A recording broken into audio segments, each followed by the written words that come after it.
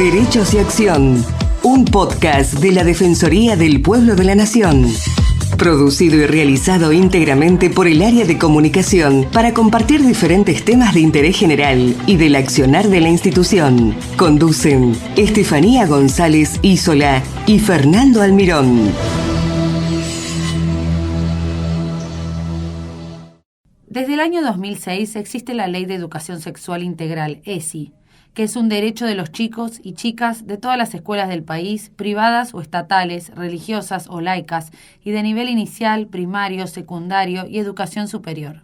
Desde entonces, en aquellas instituciones donde se logró aplicarla, emergieron infinidad de problemas silenciadas y desconocidas, no solo para los alumnos, también para muchos docentes, que también tuvieron que indagarse primero en el cuidado del propio cuerpo, el fantasma del abuso, redescubrimiento del género con nuevas diversidades, desnaturalización de mucho de lo aprendido sobre sexualidad y estereotipos de géneros, entre otras temáticas. Para hablar sobre la ESI y su implementación, estamos en comunicación con Liliana Maltz, que es licenciada en Ciencias de la Educación de la UBA, psicóloga social de la Escuela Pichón Riveré y especialista en gestión y conducción del sistema educativo y sus instituciones, Flaxo, entre otros títulos. Hola Liliana, ¿cómo estás? Gracias por estar con nosotros.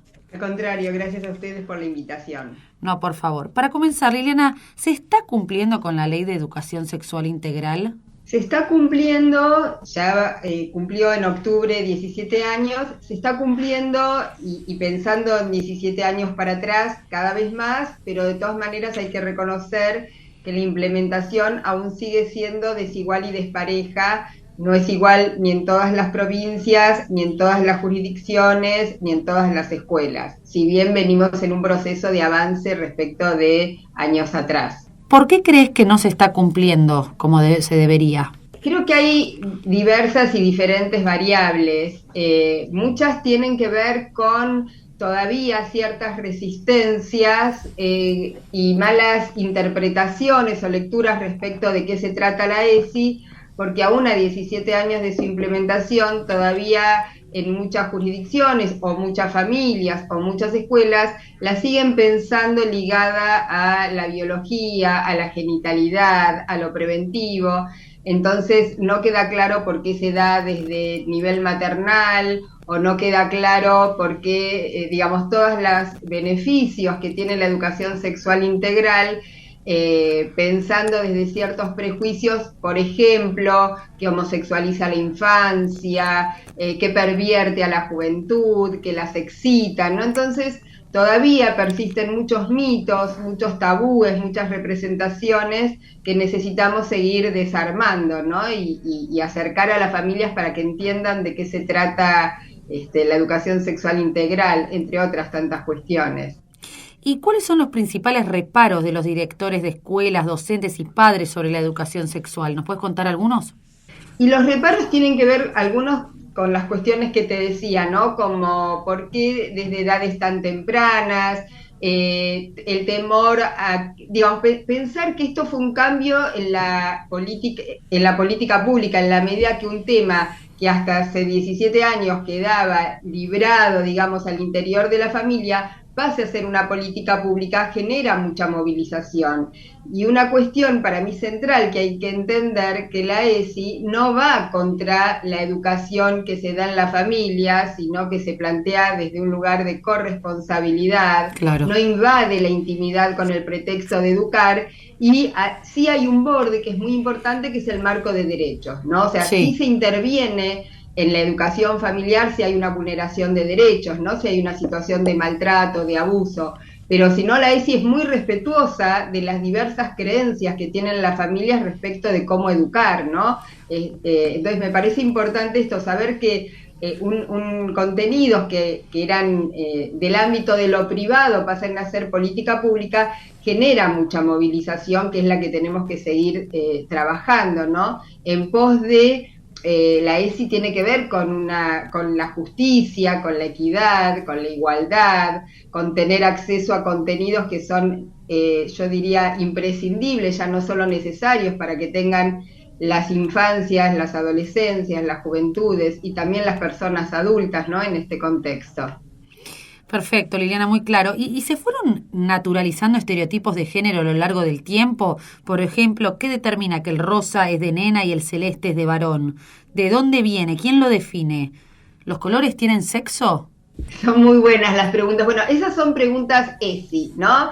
Empezar, que ustedes lo decían en el inicio, empezar Sí. a desnaturalizar cuestiones que hasta no hace mucho se consideraban del orden de la biología, del orden de la naturaleza, del orden de lo inmodificable. Sí. La educación sexual integral viene a prestarnos preguntas para que interroguemos esas verdades o esas certezas absolutas. Por ejemplo, respecto de los colores, investigando, tiempo atrás el rosa era para los varones porque tenía que ver con el color del ejército británico, que era rojo, y se consideraba a la infancia como adultos en miniatura, entonces se usaba el rosa para los varones y el azul para las nenas. Después, por una cuestión de mercado, se modificó, ¿no? Entonces, conocer estas cuestiones dan cuenta de cómo estas son situaciones absolutamente construidas, coyunturales, que se pueden modificar y que no vienen ligadas a la, por ejemplo, a la naturaleza de los colores, ni a la naturaleza de los juguetes, pertenecer a un sexo u otro, ¿no? Entonces, una gran potencia de la ESI es prestarnos lentes con las que lo que considerábamos que era inmodificable, entender las relaciones de poder ocultas que hay detrás y poder barajar y dar de nuevo, ¿no? Claro, claro, perfecto. ¿Y la ESI es una oportunidad para revisar los modelos de feminidad y masculinidad? ¿Qué opinás? Totalmente, y acá también es una cuestión interesante que vos marcas, porque a veces se asocia a la educación sexual integral, cuando se trabaja desde la perspectiva de género, a pensarla como una problemática de las mujeres, ¿no? Y cuando hablamos de perspectiva de género o de garantizar la equidad de género, que es un objetivo central de la educación sexual integral, lo que se plantea es la revisión, ¿no? No solamente de empoderar a las niñas y a las mujeres, sino también de revisar los modelos de masculinidad, interrogar esta masculinidad hegemónica, dar lugar a la diversidad sexogenérica, visibilizar la sexualidad por fuera de lo binario, ¿no?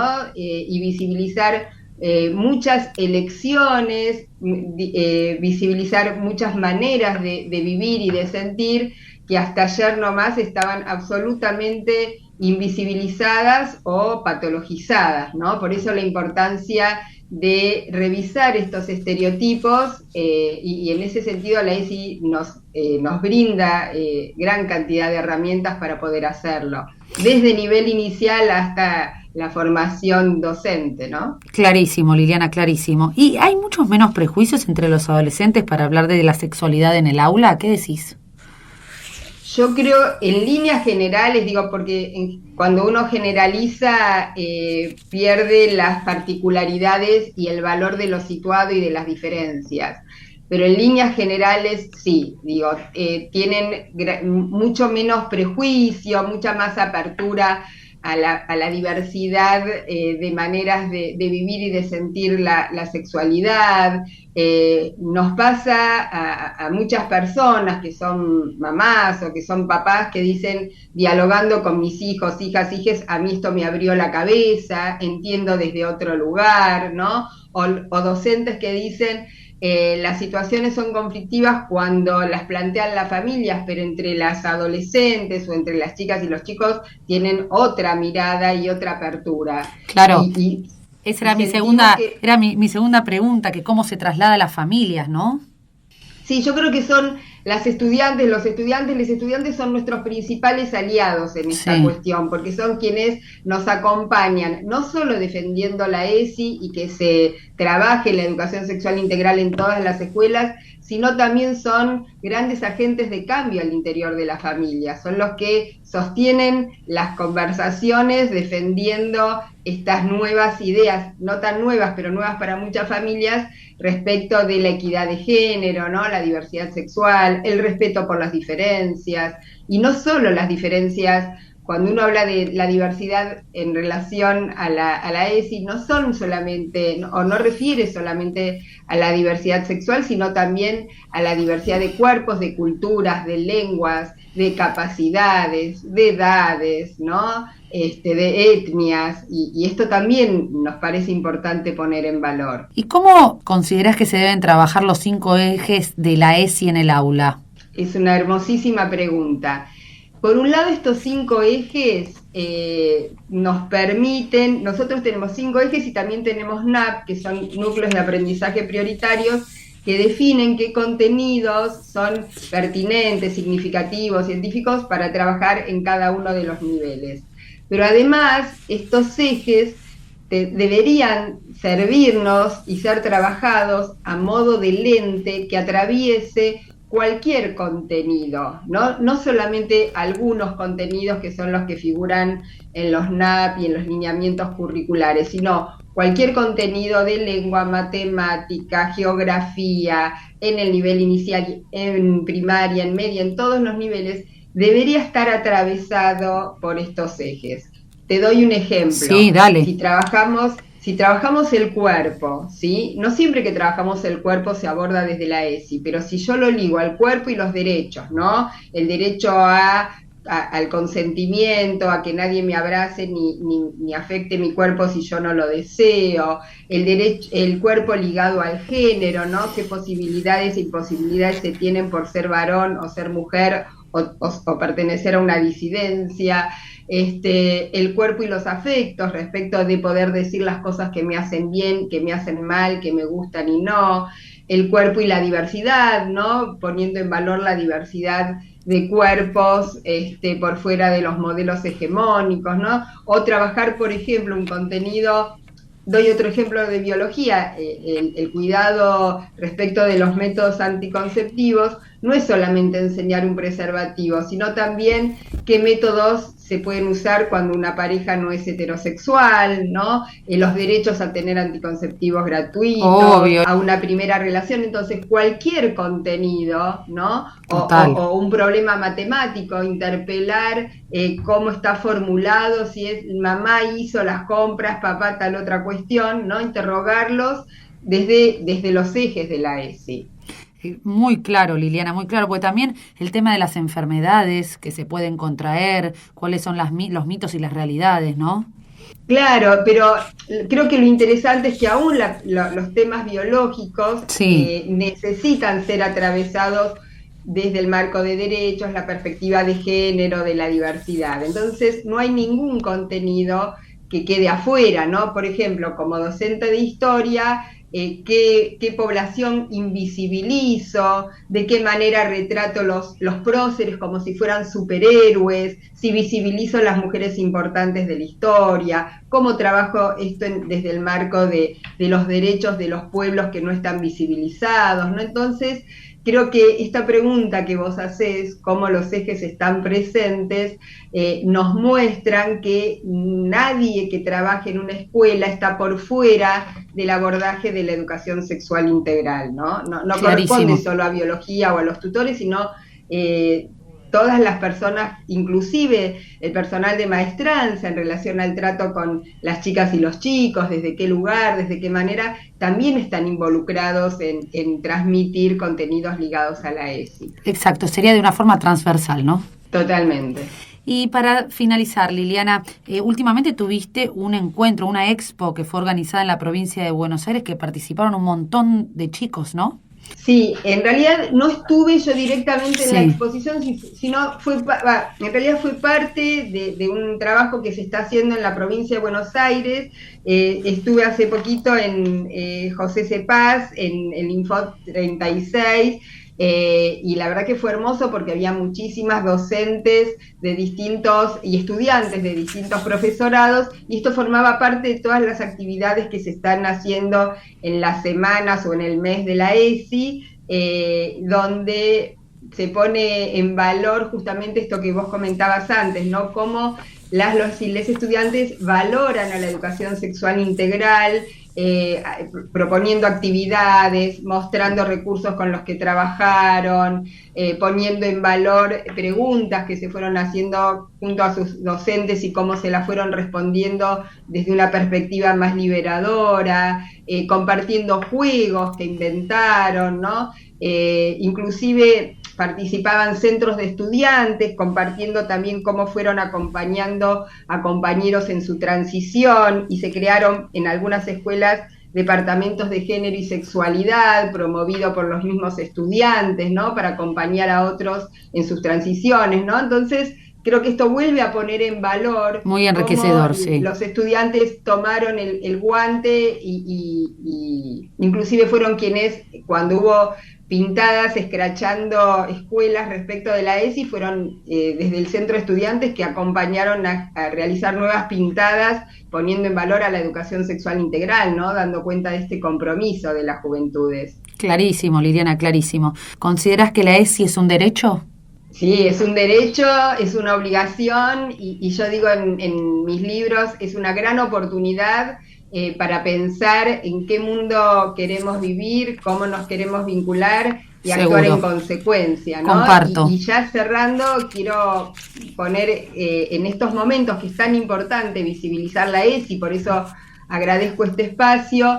Hemos configurado un movimiento que se llama Movimiento Nacional por Más ESI, constituido por docentes, periodistas, legisladoras, trabajadoras, populares, que pertenecemos a diferentes organismos, instituciones, de todo, con representantes de todo el país, cuyo objetivo es justamente visibilizar todo lo que se viene haciendo en relación a la educación sexual integral, conformar y consolidar redes, ¿no? En un momento en que se han recibido tantos ataques, fortalecer todavía más esta tarea nos parece central, así que quería cerrar esta entrevista comentando de este movimiento que por Instagram es por Más ESI 2006 y también está en Facebook para que quien quiera acompañarnos pueda hacerlo.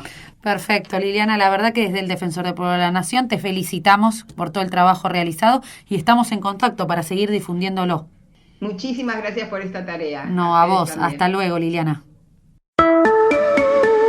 Muchas gracias por escucharnos. Los esperamos en una nueva emisión de Derechos y Acción.